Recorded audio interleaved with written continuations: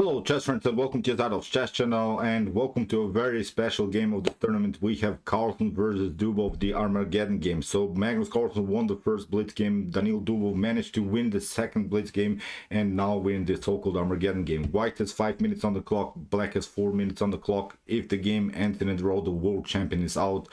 Let's check out now what happened. Again, really sick stuff. This was the match game, I think. I'm really excited. I followed now the whole match game, really wild stuff, and be prepared. This is not normal anymore. So here Magnus opened with the move e4. He has now to win the game, as we said. c5 by Daniil Dubov. Knight to f3, we have knight to c6, and now bishop to b5. The so-called Rosolimo attack. We're attacking simply the knight, the Nejmedinov attack. We want to create at least some kind of a weakened pawn structure. We have now g6 by Daniil Dubov. He's delaying, he's waiting. Magnus Carlsen, what is Magnus Carlsen going to do? If he takes out the knight, at least he didn't challenge the knight, because a6 could happen. Then after potential a6, you know, bishop to c6, then maybe after d takes c6 or b takes c6, your bishop is not so good because it will be blocked out by its own pawn. So that's why it's sometimes very good to delay the situation. Now Carlsen play by Magnus Carlsen. We have bishop to g7, bishop takes c6, Magnus takes out the pawn anyway, and now after b takes c6, Magnus goes now rook to e1. What we want to do when you don't have the bishop pair is to create some kind of a compact position on light squares, because we gave up the light square bishop. Now it's time to maybe build sort of a fortress with d3 and similar stuff, h3, putting many pawns on light squares. So here knight to h6 played by Dubov, and here Magnus expands with the move e5. He has now a very nice space advantage. This is now our cornerstone of the attack, because we have now an advanced e5 pawn, and what we can notice is always the direction of the attack, because this pawn on e5 is on the king side, so that's our direction of the attack. Here knight to f5 played by Daniil Dubov, and now d3. We have Carlsen. Magnus develops knight to d2 with opportunities, knight to c4, knight to e4, knight to f1, knight to g3, challenging this very nice defensive knight. The problem is now you cannot kick away the knight. You would weaken your pawn structure too much. In the game d6, Daniil Dubov is trying to break the position. We have now b3. Knight to d4, we have knight takes d4, c takes d4 by Daniil Dubov, and now Magnus opens the e file. We have e takes d6, and now e takes d6. Okay, let's stop and evaluate the position. This is, I think, a good position also for black. Black has the double pawn structure, but these are mobile pawns. We can play d5, c5, c4, and similar stuff. We can break the position and liberate our bishop pair. So the bishops have still a good activity. It's sometimes, I've talked about many times, when you don't have the bishop pair, sometimes pardon me, when you have the bishop pair, one of these bishops could be really passive, and I think that's not the case here. Here Daniil Dubov has still a decent game. In the game Magnus develops queen to f3, and now rook to e8. And the problem is now you have a competition on the e file, but here I think it was better to simply develop further with queen to a5, maybe bishop to b7. Competing on the e file leads now into a very complicated line after rook to e8, queen to e8, and now bishop to a3. You see the queen is deflected from the defense of the d6 pawn, and now Daniil Dubov has to react. If you try, for instance, to defend here this pawn, then queen to c6 will happen. So both of these pawns were simple targets. So as I said, first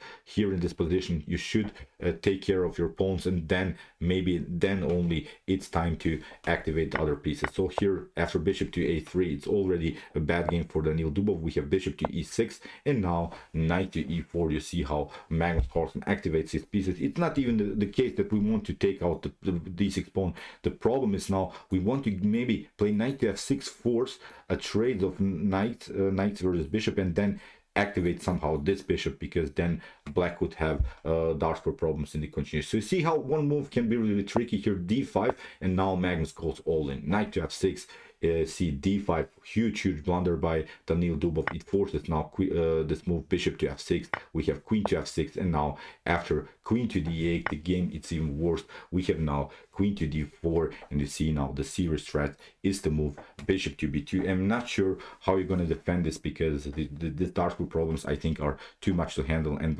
as I said, here it was a really comfortable game for the world champion. So what to do here? Daniil Dubov played, of course, here the move f6 in order to lock somehow the dark squares, but still first of all, your e6 is a little bit loose on the board, and you have to also protect, I think, your pawn with the king. Magnus uses now the moment immediately, plays the move rook to e1. We have king to f7, but this is of course protecting. Everything is good together, but you don't want to have so much of this connection between your pieces. The king is naked, the bishop is loose on the board. As I said, we have new opportunities. We can sneak in with the queen from the other side here. Bishop to b2. Magnus still continues his pressure. We have a6, now queen to h4. You see, we have really great opportunities. We have h5, but it weakens further the pawn structure. Queen to f4.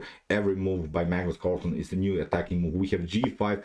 Nothing dramatically changed because still is an attacking formation. You see, Daniil Dubov is fighting here like a lion. Bishop to g4, queen to e3. Magnus occupies the only open file on the board. We have queen to d6. If you try maybe to compete here on the e file, then again queen to c1, and maybe then afterwards queen to d2, and again queen to c3, because white can stay really flexible here. White doesn't have to take trade-off pieces, because if you trade off too many pieces, if this game goes into an endgame where maybe white could have an extra pawn, but we have opposite colored bishops, then it could be a draw, and we know Magnus needs now the win here. Daniil Dubov maybe should have even go into this line, queen to e8, try at least some kind of simplification. After move queen to e3, Daniil played queen to d6. Magnus kicks away the bishop, h3, bishop to d7, and now queen to f3. Again, a new attack. Here you have to again, it's okay, it's defending, but again you're weakening the pawn structure in front of the king. We have h takes g4, h takes g4, queen to g3, queen takes g3, and here Magnus, after f takes g3, made here really huge blunder, trading off the queen in this position. Here it wasn't maybe a good choice, but okay, he went to this because he realized that he still has a great activity in the game now. Rook to e8 was played, and now rook to c1, maybe rook to f1 attacking, but still this is very risky. You see now Magnus Carlsen didn't get what he wanted. He traded off the queens too early. He should have proceeded attacking the dark squares in the position. We have c5, we have king to f2, c4 by Daniil Dubov. He's trying to split the pawn structure, making some kind of an activity. Rook to d1, we have bishop to f5, and now rook to d2. So this is now an equal game. It went wrong here from Magnus Carlsen. He had opportunities, he made inaccuracies. He should have proceeded, as I said, with the attack on dark squares. Here, rook to c8, bishop to d4, and now after trades of pawns, this game gets more and more simplified, although white is up one pawn, but you have to prove this position. What Daniil Dubov needs only to do is simply to trade off the pawns here. Rook to c1, we have now b4 by Magnus. Of course, you want to get behind your enemy's pawns. Very important move now by Daniil Dubov. Rook to b1, bishop to c3. Magnus is trying to defend his pawn, bishop to d4, and Daniil Dubov has now the opportunity to close the position somehow, to activate his bishop. Still, he has a very healthy pawn structure here on the king side, so this king can protect both of these pawns here. King to e3, we have rook to a4, bishop to c5. Here, if you take the pawn, or the pawn cannot be taken, pardon me, the second rank is protected. Here, bishop to c5, played by Magnus Carlsen. He's trying, of course, to liberate his pawn. Here, a3, protecting now everything. Everything is good together, and now this pawn is marching. It's very dangerous, but still it is protectable. I think this bishop needs somehow to get somewhere here, protecting the d5. Maybe get with your king here, bishop to g6, bishop here, trying to protect the d5 square. The rook is protecting everything. Still a drawish position if you play this endgame correctly. Here, king to d5, we have bishop to b4, a5. Here, bishop to e7, attacking this pawn. Dubov has to protect, and now bishop to f8, king to d5, rook to c2. Now with the threats to play rook to c5, rook to c6, king to f7, and now Magnus finds a new active square. What Dubov made, I think, here a mistake. He allowed many tempi for Magnus Carlsen to improve his pieces. This should be, as I said, really a drawish position. Bishop to e6, and now rook to rook to d6. With every move, Magnus Carlsen is improving his rook. He's improving his bishop. Every move is, I think, a great attacking move. And now rook to a6. We're targeting also this pawn. If Magnus grabs now this pawn, this could be very risky. And now after move d4, here rook to c4 was played, and now Magnus has again the opportunity to include this king into the game. We have rook to c2, and now Magnus grabs another pawn. Really wild stuff. Still, it's opposite color bishops, but you have to be active here. Magnus plays now rook to d3, king to, rook takes g2, and now Magnus has to protect now this pawn. He has now the opportunity to push this pawn further. d5, we have bishop to d7, rook to a7, here king to e8, and now a4. Magnus activates his king. This is very important to get your king somewhere here. Rook to e4, king to c5. We have now a very tricky move, f4, bishop to f4, and probably Daniil Dubov thought of rook takes f4, g takes f4, and now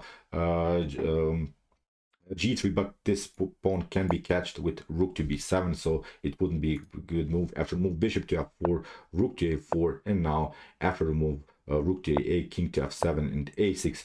In this position, Daniil Dubov resigned. So it's simply too much to handle. What we're trying to do is, of course, play here something like a7, then get bishop to e3, or bishop protecting our pawn somehow, getting the rook out of the way, and then promote, because you cannot play bishop to 6 in order to cover the 8 square. And as I said, after this move, it was game over. So Magnus Carlsen won the game against Daniil Dubov in the Armageddon. Really wild stuff. Incredible match game this two gave us. Really, I'm not sure what to say anymore. This is not normal anymore. This is simply sick chess. Daniil Dubov had his chances, played really outstanding chess, but simply in this game he had a drawish position, I think, but didn't make it through.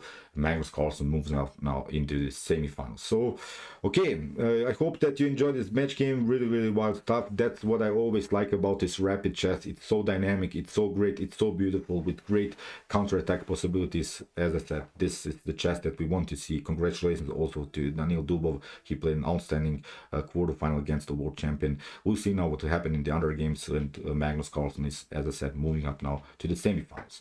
Okay, I hope that you enjoyed this game. If you want to see more games from this tournament, check out my coverage of the tournament so far. Here's the link, and if you like this content, don't forget to subscribe to my channel. See you soon with some more videos, and chess is the best, of course.